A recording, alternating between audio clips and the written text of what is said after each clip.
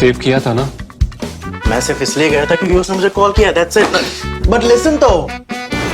Save it for someone else.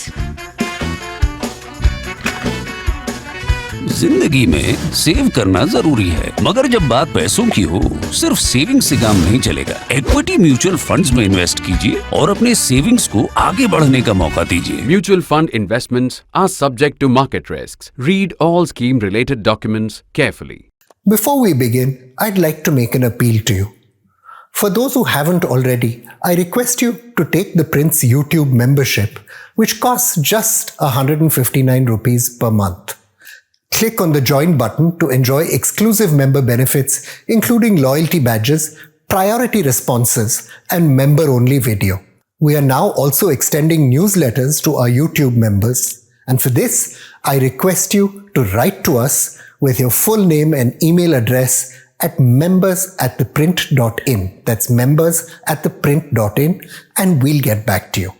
Lit up by the brilliant morning sun, the little flotilla carefully made its way around the coral reefs of the Klug Passage, finally bumping up against the silver shore of Landfall Island.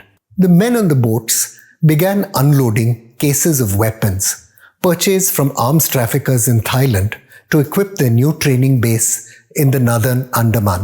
Lieutenant Colonel V.J.S. Garewal, the Indian military intelligence officer who received them, had also come armed. 5 bottles of rum, witnesses later recalled, were shared around a blazing campfire. Then, on the morning of 10th February 1998, 5 insurgent commanders, the Arakan Army chief Theng Raza, his lieutenants Pado Mulve and Thien Ong Kyo, and the Karen National Army captain Mint Shui, together with a radio operator, headed into the woods towards the island helipad. There, they were scheduled to meet a top Indian military officer to discuss how India would support their coming secret war in Myanmar. Later that day, shots rang out. The 6 were never seen again. The men on the beach were surrounded by Indian soldiers and marched into prison, where many would remain for over a decade. The Arakan Army, sacrificed 3 decades ago to reward Myanmar's junta for cooperating with India's campaign against northeast insurgents, has staged a spectacular resurgence though. The fighting threatens regional crises by fueling tensions with Bangladesh. And even more dangerous for India, the success of the Arakan Army could empower other ethnic insurgent armies located along India's borders in Chin State, Sagaing and Kachin State. Ever since the slaughter on landfall all those decades ago, help from Myanmar's military, the Sittat, has been critical to degrading the insurgencies across the northeast. The disintegration of Sittat power, though, could mean it's no longer in a position to deny northeast insurgents access to weapons or to safe havens. Fierce fighting has been raging in the Myanmar border town of Mungdo for weeks now. Mortar and small arms fire has been regularly arcing across the border into Bangladesh. Last month, Sittat helicopters fired at Arakan insurgent strongholds, which accidentally ended up hitting the Bangladesh village of Tamru. Following the bombing of their camps, Arakan Army insurgents responded by seizing Myanmar border outposts and ambushed military columns headed into the area. The Arakan insurgency has been growing steadily over the last decade, the result of chronic underdevelopment as well as ethnic ambitions for autonomy, which was stonewalled both by democratic governments and by military regimes. Economic and political reforms were initiated by Myanmar's military from 2011, but the reforms did little for the Rakhine region where the Arakanis live. Foreign trawlers intruded on their fishing waters.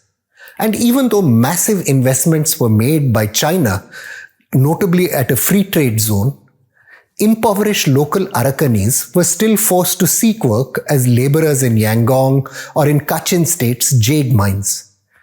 Tens of thousands found jobs at factories in China and Thailand. But remittances did not lift their families out of poverty, expert Jacques Leader has noted, The diaspora instead ended up becoming an important fundraising and recruitment pool for the insurgency.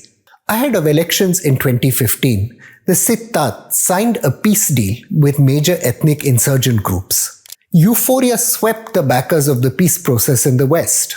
But as scholar Bertil Lintner points out, groups representing some 80% of all ethnic insurgents who were actually fighting the state refused to sign the peace deal. Fighting instead expanded into new areas like the heroin heartland of Kokang. In other cases, groups were left out of the dialogue altogether. Among them, the Arakan Army. The rise of the National League for Democracy government in 2015 led some Rakhine residents to hope wider regional autonomy could be negotiated.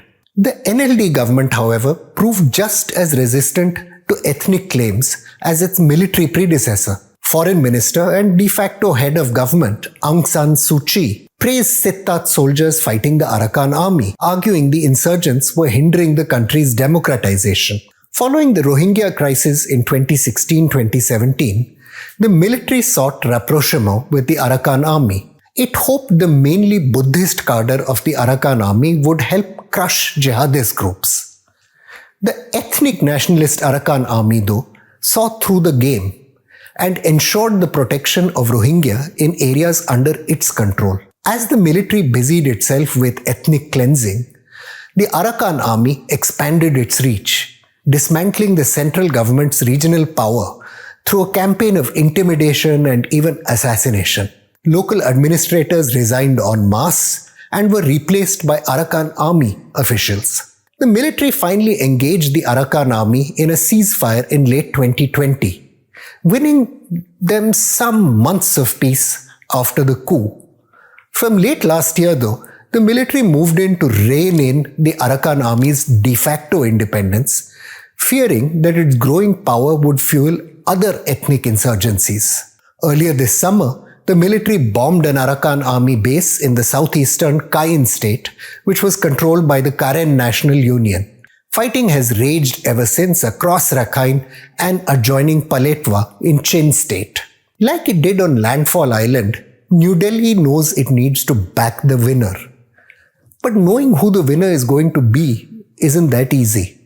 Following the eruption of pro-democracy protests in 1998 and the massacres which followed, India cut its ties with the military regime. India's intelligence services also began secretly training and arming the thousands of pro-democracy protesters who had fled across the border, many of them, by the way, from Rakhine itself. For some time, New Delhi hoped the wave of anger among young people in Myanmar would eventually dethrone the generals. Events, though, showed New Delhi had bet on the loser. The generals turned to China, securing weapons and economic funding. Through the first years of his rule, Prime Minister Narasimha Rao reversed course and sought to rebuild ties with the Myanmar military. The gains for counterinsurgency and intelligence gathering were very substantial. Tacitly supported by Myanmar, India staged cross-border operations against northeast insurgents in 1995, targeting a column that was taking arms from Cox's Bazar in Bangladesh through the Mizoram forests. Then the Army's 57 Division, working together with the Myanmar Army, killed 38 insurgents and arrested 118 in the course of what was called Operation Golden Bird. Even though there were plenty of irritants in the relationship, among them the Indian government's decision to award Suu Kyi a Peace Prize in 1995, the military relationship continued to grow. New Delhi, controversially, resold Swedish-made rocket launchers to the Myanmar military, following that up with surveillance aircraft, artillery, and even an old submarine. Finally, 3 naval ships shadowed the insurgent flotilla that headed to landfall. The Indian ships carried commandos with orders to arrest the insurgents. The insurgents, who'd been long-standing assets of the Research and Analysis Wing, claimed to have received assurances they were to be given a safe haven to operate from. Instead, the young rebels India had backed in 1988 were subjected to a ritual public sacrifice. Garewal himself went on to operate a successful gemstones business in Myanmar and eventually retired to Chandigarh. The survivors among the insurgents emerged from prison in 2010 after a rare plea deal with the CBI. The dilemma posed by the rise of the Arakan Army, as well as resurgent insurgencies elsewhere in Myanmar, are clear. New Delhi fears losing the relationship painfully cultivated with the Myanmar army. The relationship has enabled many operations like the famous cross-border raids of 2015 on Naga insurgent camps in Ponyo and Onzio.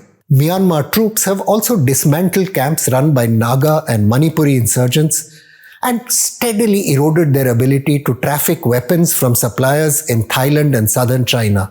Escalating insurgent violence, though, suggests the long-term control of the Myanmar army isn't inevitable, in which case India could once again discover it's backed the wrong horse.